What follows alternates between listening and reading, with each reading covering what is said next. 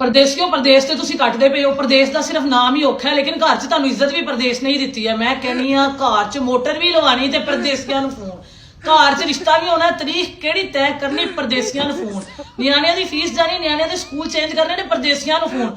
इन्नी इज्जत तुहानू परदेस कट्टण तो बाद ही मिली है। ते जनाब ये पहले तुहानू दूजी वारी मंगया सालन घर च कोई नहीं सी दिंदा, तुहाडे वर्गा नकम्मा नखट्टू घर च इन्हें ने तुहानू लकब मिले होई सी। लेकिन जदों तुसी बाहर चले गए, साडा ते मुंडा ही बड़ा सियाना हो गया।